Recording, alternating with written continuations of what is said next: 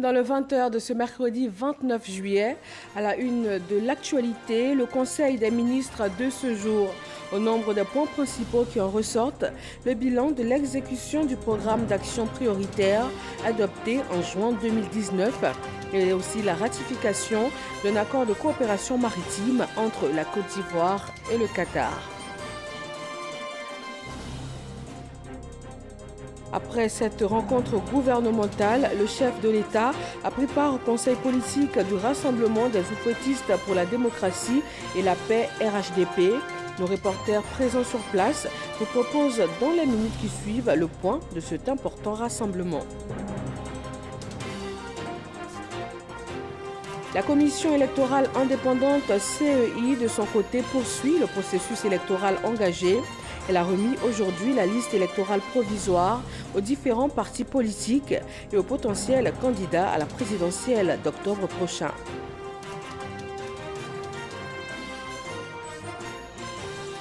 Et puis au titre des épreuves écrites du baccalauréat 2020 entamé en début de semaine, un réseau de présumés faussaires a été démantelé dans la commune d'Abobo par la police criminelle. 7 personnes qui transmettaient aux candidats les corrigés des sujets. Bonsoir à tous. Le Conseil hebdomadaire des ministres s'est tenu ce mercredi matin. Entre autres mesures adoptées, on note les ajustements concernant la Haute Autorité pour la bonne gouvernance. Fijanaïma. Le Conseil des ministres qui s'est réuni ce mercredi 29 juillet sous la présidence du chef de l'État, le président Alassane Ouattara, n'a pas enregistré la nomination du nouveau Premier ministre ni celle du nouveau vice-président comme l'ont annoncé depuis plusieurs jours certains réseaux d'information. Par contre, le Conseil des ministres a procédé à des ajustements concernant la Haute Autorité pour la bonne gouvernance. Le Conseil a adopté une ordonnance portant prorogation du mandat de membre de la Haute Autorité de la bonne gouvernance, autre que le président ainsi que son projet de loi de ratification. En attendant la nomination de leur remplaçant, cette ordonnance proroge jusqu'au 31 décembre 2020 le mandat des membres de la Haute Autorité de la bonne gouvernance, nommés par décret numéro 2014-216 du 16 avril 2014. Au chapitre des mesures individuelles, je voudrais, à titre d'information, annoncer que le président de la Haute Autorité de la bonne gouvernance, M. Ngolo Fatouma Coulibaly, a été reconduit à la tête de cette institution par décret numéro 2020-572 du 20 juillet 2020. Le Conseil a en outre procédé à la ratification d'un accord de coopération maritime entre la Côte d'Ivoire et la République du Qatar. Cet accord vise à renforcer la coopération dans le domaine du transport maritime en vue de faciliter les relations économiques et commerciales entre les deux États. Il prévoit notamment la reconnaissance mutuelle des documents des navires et des pièces d'identité des gens de mer dûment délivrés par les autorités compétentes des deux pays, ainsi que la mutualisation des moyens dans le cadre de la lutte contre la pollution maritime par les navires. La ratification de cet accord ouvrira à notre pays le droit d'effectuer le transport maritime sur les ports commerciaux internationaux de l'État du Qatar ouverts à la navigation et de protéger au mieux l'environnement marin national. Le Conseil a fait le bilan de l'exécution du programme d'action prioritaire, le PAP, adopté en janvier 2020. Le premier semestre de la mise en œuvre du PAP 2020, adopté en janvier 2020, a été marqué par la pandémie de Covid-19 qui a notamment entraîné les limitations des déplacements, le confinement des populations ainsi que le ralentissement des activités économiques. L'action gouvernementale sur le second semestre de 2020 sera consacrée d'une part à la poursuite des actions programmées qui ont connu un frein dans leur mise en œuvre en raison de la crise sanitaire et d'autre part à la poursuite de la mise en œuvre du plan social du gouvernement avec en prime la riposte contre la pandémie de Covid-19. Aussi, le gouvernement entend poursuivre son action avec la préparation et l'organisation des élections présidentielles, la confection des cartes nationales d'identité, l'accélération de la réalisation de grands projets structurants, notamment l'autoroute du Nord au niveau de la section Yamsoukro-Tiebissou-Boaké, le train urbain, le 4e pont, l'autoroute périphérique Y4, ainsi que les complexes sportifs de la CAN 2023. Le Conseil des ministres s'est tenu de 10h à 12h45. À la suite de ce Conseil des ministres, le chef de l'État s'est rendu au Sofitel Hôtel Ivoire d'Abidjan pour le conseil politique du RHDP. Face à la demande du Conseil d'une nouvelle candidature pour l'élection du président de la République, Alassane Ouattara a répondu, et je cite, « Je prends acte de votre demande. Je vous demande de me laisser le temps du recueillement avant de me prononcer. » Nous vous proposerons donc l'intervention du chef de l'État au cours de ce journal. Et pendant ce temps de recueillement et de deuil, dans l'après-midi d'hier mardi, les chefs traditionnels, cadres et élus du Grand Nord ivoirien ont été reçus à la résidence du chef de l'État. Ils sont allés apporter leur soutien au président suite à la perte de son collaborateur de plus de 30 ans, le Premier ministre Amadou Gon Coulibaly. Awa Touré. Les chefs traditionnels, élus et cadres des 10 régions du Grand Nord sont venus saluer le président de la République Alassane Ouattara, le consoler et prendre de ses nouvelles après les obsèques du Premier ministre Amadou Gon Coulibaly à Korogo.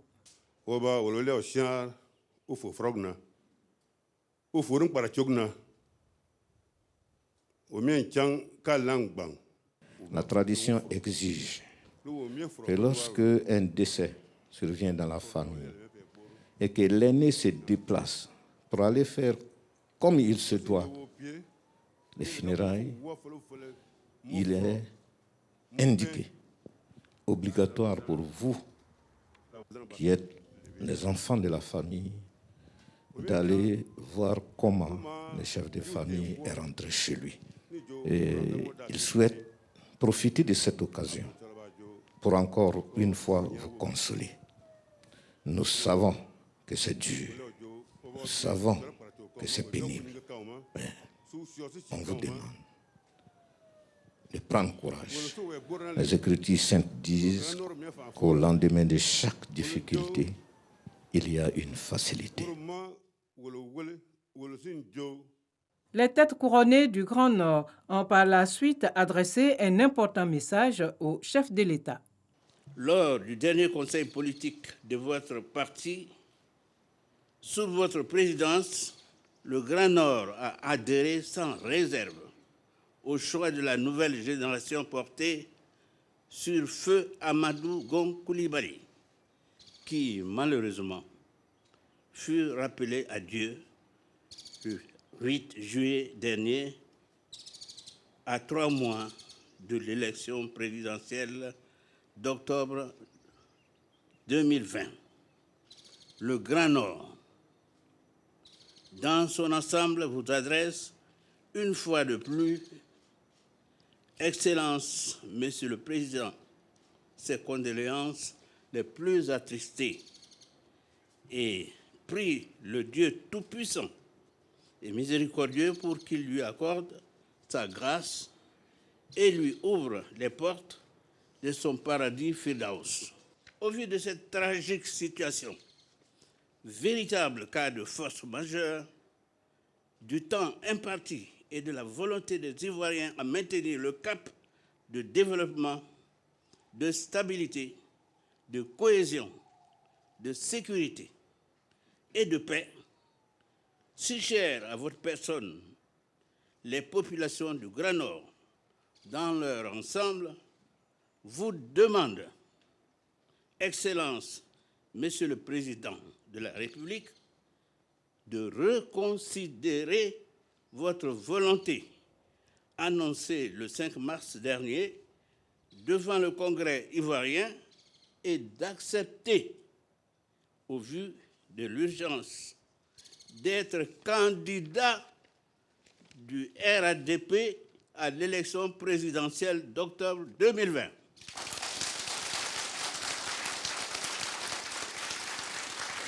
Le président Alassane Ouattara a en retour exprimé toute sa gratitude aux chefs traditionnels du Grand Nord pour leur marque d'affection et de solidarité. Ma douleur est vraiment profonde. Elle est vraiment profonde. Et votre présence m'apporte un grand réconfort. Oui, ce n'est pas facile de perdre un fils en qui on avait mis tant d'espoir et de certitude. Mais la volonté du Seigneur nous amène à accepter cela, même si c'est avec beaucoup de douleur. Je voudrais vous remercier donc pour votre présence, le déplacement pour ceux qui l'ont fait, pour vos mots de réconfort et pour la déclaration que vous venez de lire et que j'ai bien compris, et de me donner quelque temps encore de vivre mon deuil, parce que c'est un moment de grande perturbation pour moi. Mais les relations humaines peuvent être complexes. On peut adopter quelqu'un comme un fils, même s'il n'est pas de votre sang. C'était le cas pour moi avec Amadou Gon. Et par conséquent, c'est un père qui vous parle et qui vous demande de continuer de prier pour que son âme repose en paix, qu'il repose en paix, parce qu'il le mérite. Et que nous puissions continuer nos prières pour que tout ce qu'il a fait pour le Nord, pour la Côte d'Ivoire, nous puissions donc montrer notre gratitude à son endroit. Je voudrais vous dire que je vous serai toujours reconnaissant. Toujours reconnaissant. Et je vous demande pardon aussi pour tout ce que vous avez souffert à cause de moi. Et que vous alliez dire à toutes les populations du Nord que nous devons pardonner toutes ces offenses. Et nous devons nous tourner vers l'avenir. Pour la mémoire d'Amadou Gon, nous devons dire que nous avons pardonné. Le chef de l'État, le président Alassane Ouattara, a par ailleurs remercié les populations du Nord pour leur soutien avant de les inviter à poursuivre leurs actions en faveur de la paix et de la cohésion sociale. Ces élus et cadres du Grand Nord ont donné des précisions au sortir de la rencontre avec le chef de l'État. Ce que nous avons retenu dans ce qu'a dit le président de la République, c'est d'abord d'observer tous, autant que nous sommes, ce deuil qui a été très lourd pour lui. Et nous sommes là d'ailleurs aussi pour partager sa peine. La demande qui a été faite par le Grand Nord a tout son sens. Nous avons vu un homme à l'œuvre et nous avons également constaté les différentes réalisations. Beaucoup d'émotions de retrouver nos chefs devant le chef de l'État. Premièrement, venu réconforter le chef de l'État après le douloureux événement que vous connaissez. Et puis ensuite, transmettre au chef de l'État un message qui en réalité n'est pas un message politique. C'est un appel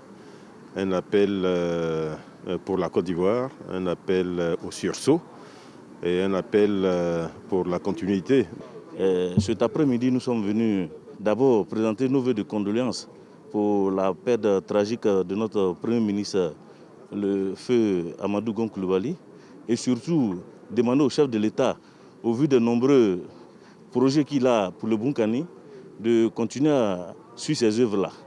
Et surtout qu'il accepte le fait que nous sommes venus lui demander d'être candidat aux prochaines élections 2020. Nos condoléances les plus attristées au président de la République pour le décès de notre frère Amadou Gon Coulibaly. Pour lui dire que la Côte d'Ivoire tout entière est frappée par le deuil.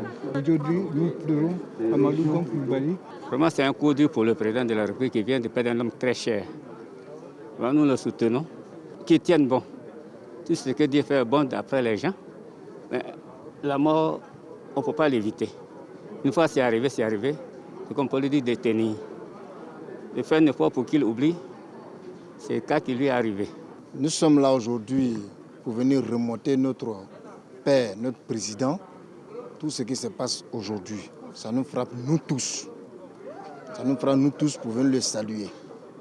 Et vraiment, pour lui dire que toujours on est derrière lui, pour lui dire le travail qu'il a commencé pour la paix dans notre pays, que vraiment que ça continue. Nous sommes venus d'abord pour remercier le président pour tout ce qu'il a fait pour les ancêtres du Premier ministre, son fils.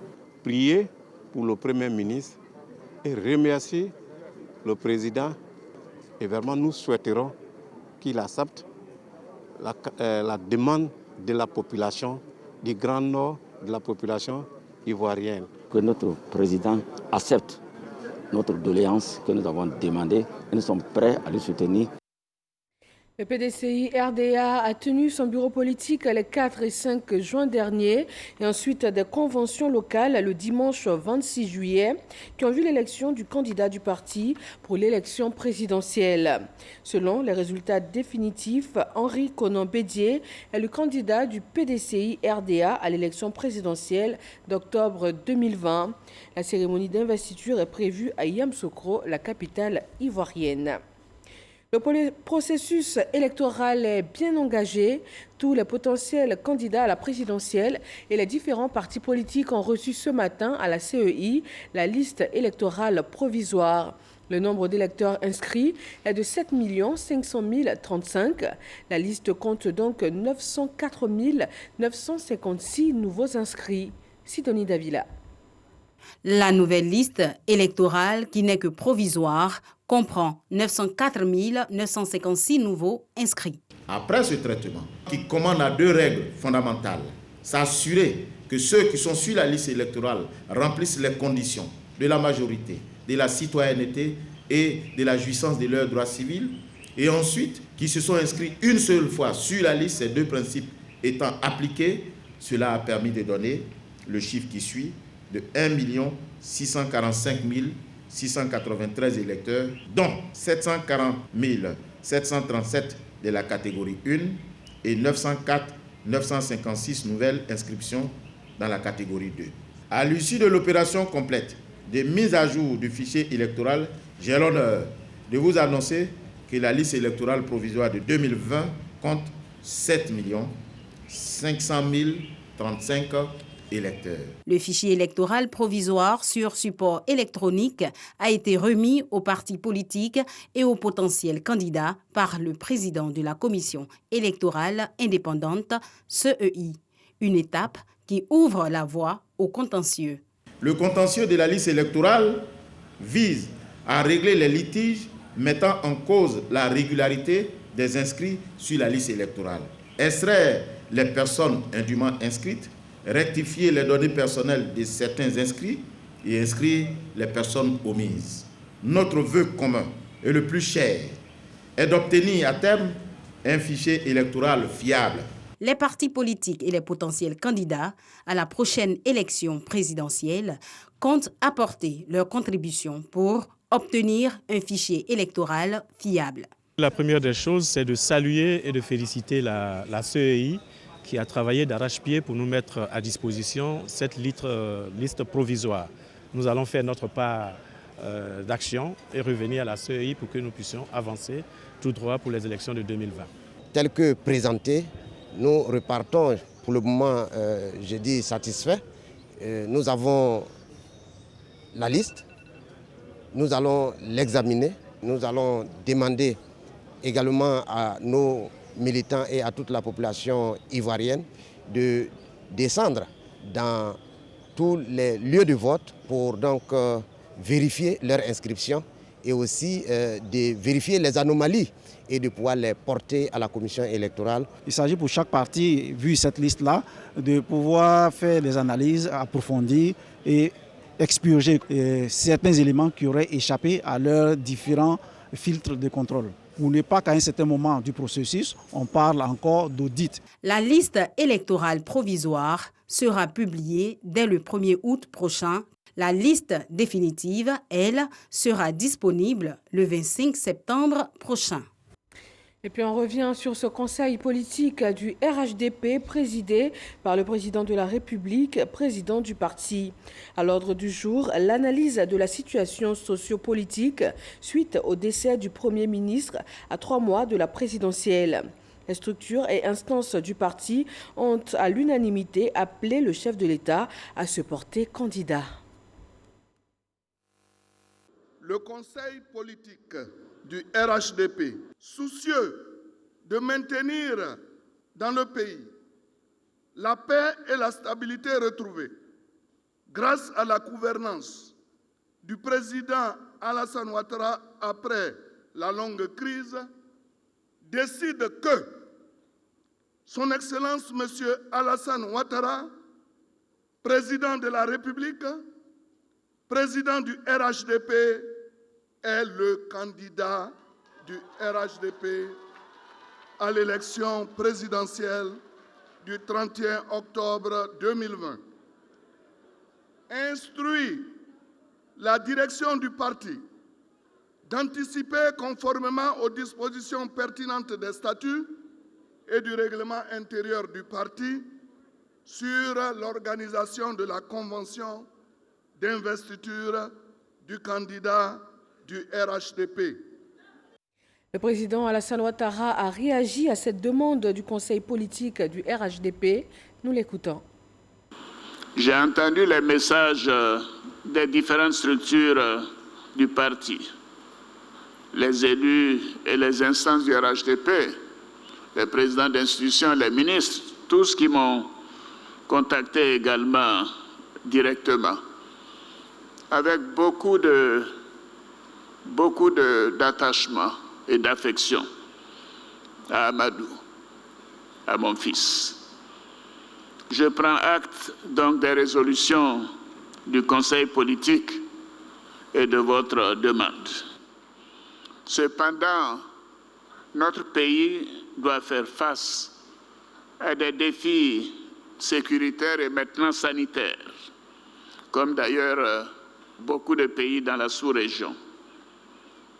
Donc je ne peux pas être insensible à cette situation et à la nécessité de préserver la paix dans notre pays et dans la sous-région.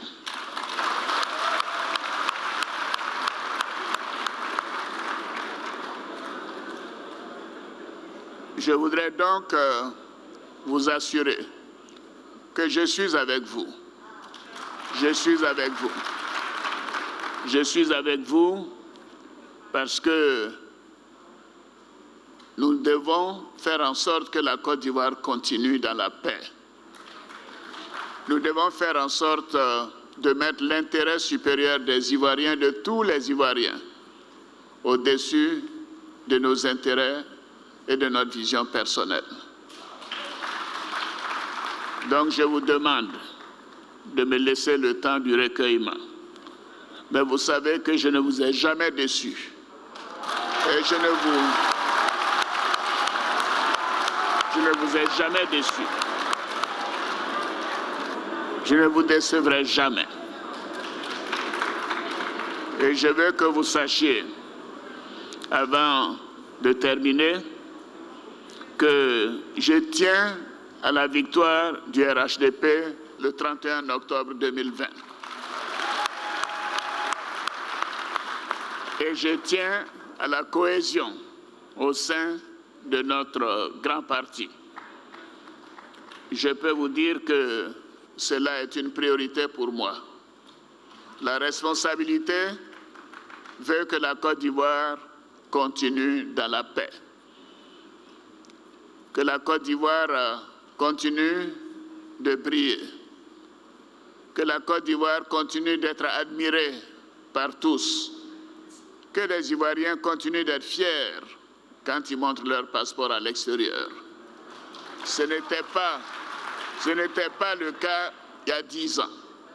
Quel chemin parcouru. nous devons être fiers de ce que nous avons fait. Et c'est pour cela que cela doit se poursuivre. Cela doit se poursuivre. Je reviendrai vers vous très prochainement. Également dans l'actualité nationale, le ministre de l'économie et des finances, Adama Coulibaly, face aux députés. Il a défendu 4 projets de loi. Ils portent essentiellement sur les différents fonds de soutien Covid et ont tous été adoptés à l'unanimité. Chaque connaît. Devant les députés membres de la Commission des affaires économiques et financières, le ministre Adama Coulibaly a fait le bilan des mesures de soutien économique de la riposte au Covid-19 et expliqué l'enjeu des 4 projets de loi portant sur la création, l'organisation et le fonctionnement des fonds d'appui et de soutien au secteur informel, aux PME, aux grandes entreprises ainsi qu'aux populations. Nous avons pu exprimer aux honorables députés que les fonds fonctionnent très bien, et que le fonds de soutien aux grandes entreprises, par exemple, a pu apporter une assistance à 26 entreprises aujourd'hui, et pour un montant de près de 10 milliards de francs CFA. Pour ce qui concerne les petites et moyennes entreprises, il y a 51 entreprises qui ont pu bénéficier d'une assistance, et pour un montant avoisinant 2 milliards de francs CFA. Mais surtout, concernant le secteur informel, et les populations qui ont été rendues vulnérables du fait de la Covid, là, les chiffres sont beaucoup plus importants. Nous avons aujourd'hui près de 13 600 bénéficiaires des fonds d'appui au secteur informel.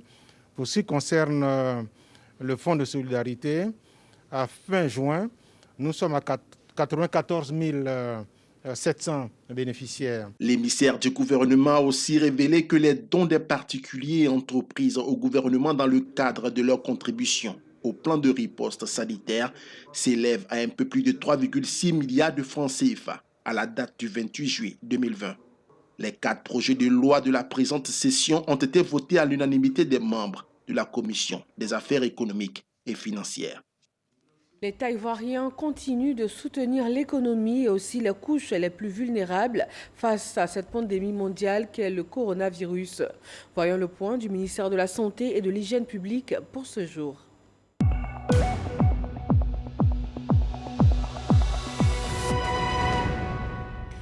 Ce 29 juillet, la Côte d'Ivoire enregistre 100 nouveaux cas de Covid-19 sur 1246 échantillons prélevés, soit 8% de cas positifs. On note également 256 guéris et 1 décès. Pour maintenir le niveau de la lutte contre la Covid-19 en terre ivoirienne, l'Inde a décidé d'apporter son appui au pays, un don de tests rapides d'une valeur de 20 millions de francs CFA. Issaïo.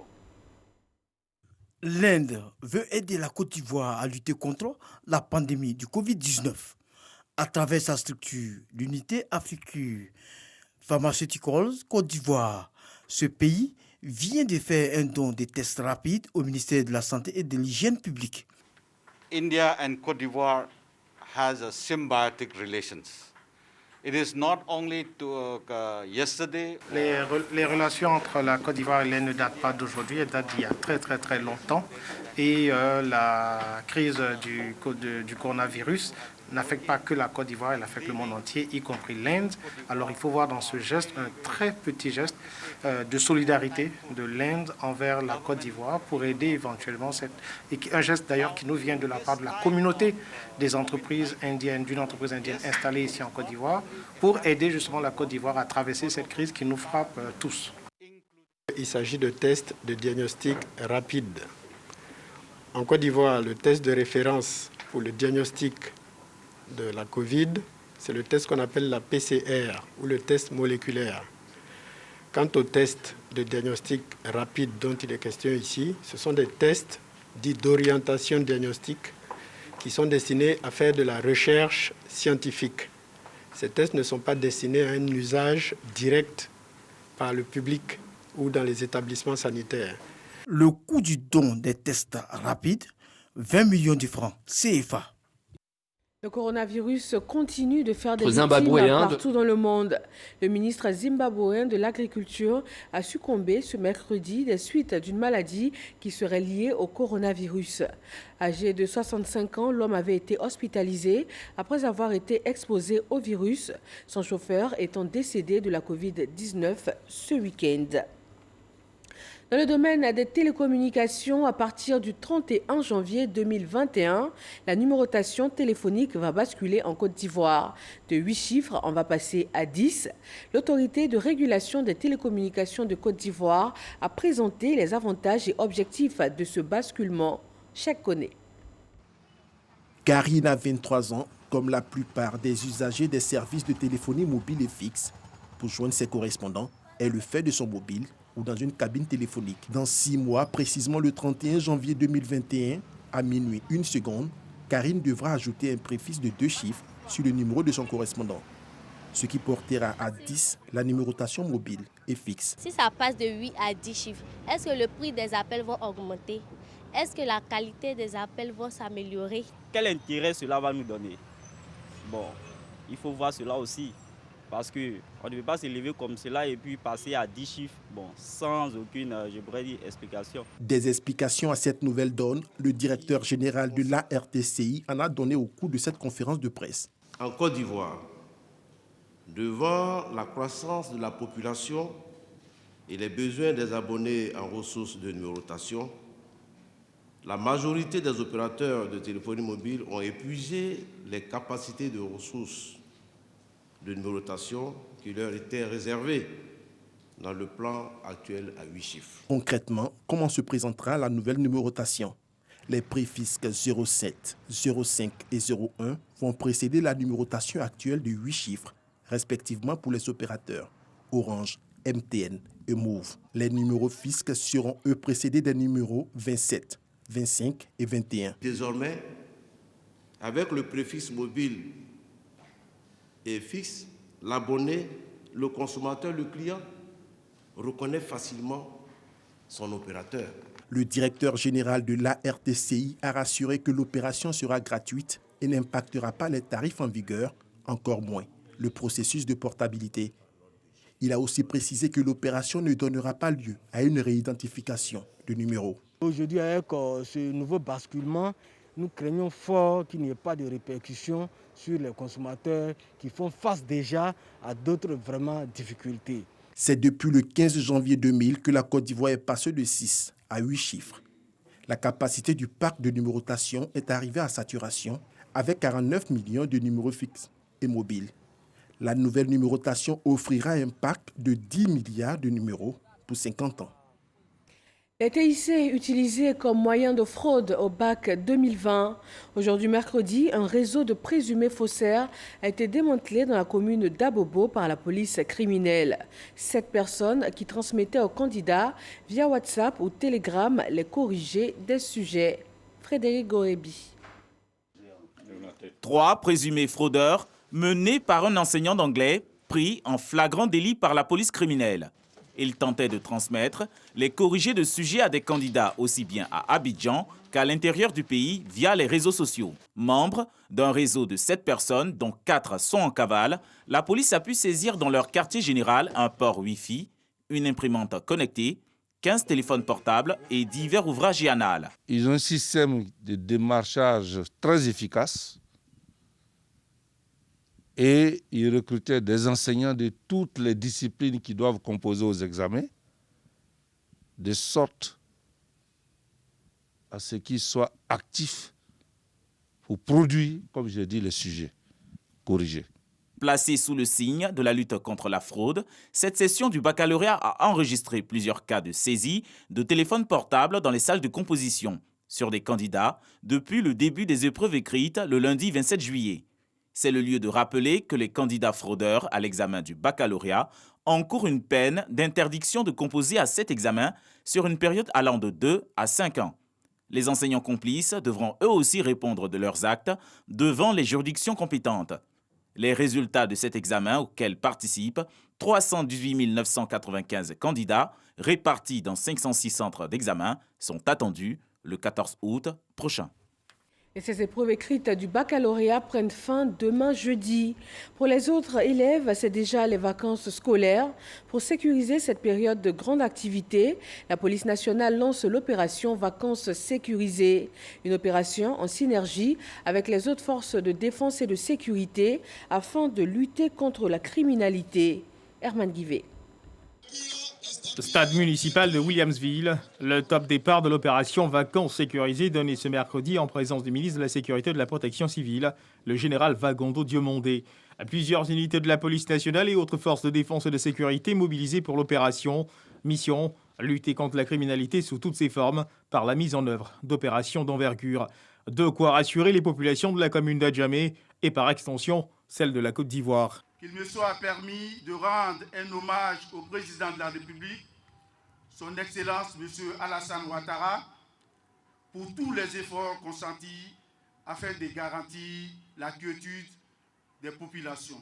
Une 5e édition qui se tient dans un contexte particulier alors que le monde entier tente de faire face à la Covid-19 et que des défis importants profilent à l'horizon. Monsieur le ministre, l'opération Vacances sécurisées 5 vise les objectifs ci-après. Protéger les personnes, leurs biens et les institutions de la République, lutter contre le trafic illicite des stupéfiants et des drogues, éradiquer le phénomène des enfants en conflit avec la loi, lutter contre le trafic des véhicules importés, volés et se retrouvant sur nos territoires, lutter contre les incivilités, lutter contre le trafic des enfants, des êtres humains, des violences basées sur le genre, lutter contre le terrorisme, assurer la protection des frontières terrestres, veiller au respect des mesures de l'état d'urgence liées à la lutte contre la Covid-19. Mes chers collaborateurs, je vous invite à travailler avec abnégation, professionnalisme et à faire preuve de rigueur dans l'exécution de vos missions régaliennes. Faites en sorte que, de par votre manière de travailler, la confiance force de défense et de sécurité population soit davantage renforcée. Une opération qui ne saurait atteindre les résultats escomptés sans une parfaite collaboration entre population et forces de défense et de sécurité. Après le lancement l'année dernière, le 12 septembre 2019, de l'opération Épervier 5 dans la commune de Yopougon, nous nous retrouvons aujourd'hui. Il me vient à l'esprit d'appeler nos braves populations à accompagner les services de sécurité dans l'exercice de leur mission, en comprenant à tout instant que forces de sécurité et population doivent former un binôme de complicité qui fera en sorte que les informations dont nous avons besoin pour la réussite de notre mission et en vue de garantir la sécurité des uns et des autres, ces informations-là puissent être disponibles en tout temps, en tout lieu et en temps réel. Les populations d'Adjamé et celles des autres localités du pays sont invitées à aider la police nationale et les autres forces de défense et de sécurité en mettant à leur disposition les informations utiles pour la réussite de leur mission. Le ministre de l'Emploi et de la Protection sociale porte à la connaissance des populations vivant en Côte d'Ivoire que le vendredi 31 juillet 2020, jour de la fête de la Tabaski, est déclaré jour férié, chômé et payé sur toute l'étendue du territoire national. L'ambassade de Côte d'Ivoire en Belgique rend hommage à Amadou Gon Coulibaly, Premier ministre ivoirien, décédé le 8 juillet dernier. Le personnel de la représentation diplomatique ivoirienne s'est incliné devant la mémoire du disparu. Amadou Ouattara. Moment de prière et de recueillement à la résidence de l'ambassadeur Cise à Ouderghem. La communauté ivoirienne de Belgique rend ainsi un hommage au Premier ministre Amadou Gon Coulibaly. Pour Abou Dosso, ambassadeur de la République de Côte d'Ivoire près le Royaume de Belgique, du Grand-Duché de Luxembourg et de l'Union européenne, c'est un hommage bien mérité à un leader exemplaire, un homme aux grandes qualités humaines et professionnelles. Cérémonie à laquelle ont spontanément pris part les représentants des partis politiques, les présidents d'associations ainsi que le personnel de l'ambassade dans une communion des cœurs. Tous, ils ont exprimé leur tristesse face à cette douloureuse perte. C'était quelqu'un effectivement qui centralisait tous nos espoirs, les espoirs en tout cas d'une grande partie de la population. Donc c'est avec beaucoup d'émotion que nous avons fait aujourd'hui la cérémonie. Ce que nous espérons, c'est effectivement que tous ces hommages et tous ces mots gentils adressés à notre regretté Premier ministre soient pour lui une lumière dans la tombe. Des prières ont été dites par des hommes de Dieu pour le repos de l'âme de l'illustre disparu. Et puis pour terminer, revenons en images sur cette réunion du conseil politique du RHDP présidé par son président. À l'ordre du jour de cette rencontre, l'analyse de la situation sociopolitique suite au décès du Premier ministre à 3 mois de la présidentielle. Les structures et instances du parti ont à l'unanimité appelé le chef de l'État à se porter candidat. Et Alassane Ouattara a répondu, je cite, « Je prends acte de votre demande, je vous demande de me laisser le temps du recueillement avant de me prononcer. » Et voilà qui met fin à ce 20h. Merci de vous informer sur RTI 1. À 23h, retrouvez Marine Cognon pour un nouveau journal. Bonsoir à tous.